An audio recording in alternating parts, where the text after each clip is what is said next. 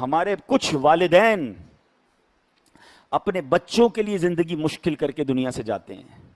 وہ کیا غلطی کرتے ہیں؟ کلیئر نہیں کرتے کہ کس بچے کا کیا ہے. ہوتا کیا ہے، ماں کسی بچی کے گھر گئی، بیٹا میرے مرنے کے بعد سونا تو نے لے لینا ہے. باپ نے کسی بچے کو اکیلے میں کہہ دیا، بیٹا یہ میرا انتقال ہو نا، یہ پلاٹ تیرا ہے. ماں نے کسی دوسری بچی کو کہہ دیا، مر جاؤں تو یہ گھر تیرا ہے. اچھا سب کو کہہ دیا، آپس میں بٹھا کے کسی کو نہیں کہا. ماں باپ کی آنکھیں بند ہوئی، بہن قسم کھا رہی ہے ماں نے سونا مجھے کہا تھا، بھائی کہتا ہے پلاٹ مجھے کہا تھا، وہ دوسرا کہتا ہے گھر مجھے کہا تھا، سارے لڑ رہے ہیں. یہ کیا کر رہے ہیں آپ؟ اگر آپ نے کوئی فیصلہ کرنا بھی ہے، سارے بچوں کو بٹھائیں اور لکھوائیں کہ میرے مرنے کے بعد یہ اس کو دینا، یہ اس کو دینا، یہ گھر اس کا، یہ فلاں اس کا، اور سب کی سائنیں کروا لیں. اور پھر شرعی طور پہ بھی چیک کروائیں نا. آپ کہیں اپنی وصیت میں کسی کو محروم تو نہیں کر رہے، کسی ایک بچے کو زیادہ کسی کو کم، اور جو شریعت نے آپ کو اختیار ہی نہیں دیا وہ تو نہیں کر رہے.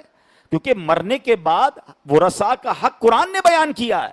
آپ ایک حد تک وصیت کر سکتے ہیں، سارے مال کسی کو نہیں دے سکتے. میں ایک اشارہ دے رہا ہوں ان تمام ماں باپ کو کہ جو اپنے بچوں کے معاملات، اور خاص طور پہ جو مالدار فیملیز ہوتی ہیں، ہم نے بڑے بڑے اربوں پتی کروڑ پتی ماں باپ کی دنیا سے جانے کے بعد ان کے بچوں کو لڑتے ہوئے دیکھا، ایک دوسرے کے خون کے پیاسے ہو گئے، آنا جانا ختم ہو گیا. یہ کیا کیا آپ نے؟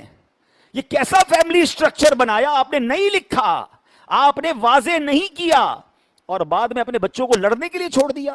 حالانکہ صحیح بتاؤں میں، زندگی میں اگر ماں باپ بچوں کو بٹھا لیں اور ایگریمنٹ وغیرہ کر لیں، کوئی بچہ نہیں لڑے گا. سب خوشی خوشی بات کر لیں گے نا، آپ سے بات ہو جائے گی، پلس مائنس جو بھی ہے ڈسکس ہو کر سائنیں ہو جائیں گی، بعد میں آپ کا خاندان جڑا رہے گا. اور یاد رکھیے، زندگی کا یہ ٹارگٹ ہونا چاہیے میرا اور آپ کا، کہ میرے مرنے کے بعد میرے بچے جڑے رہیں.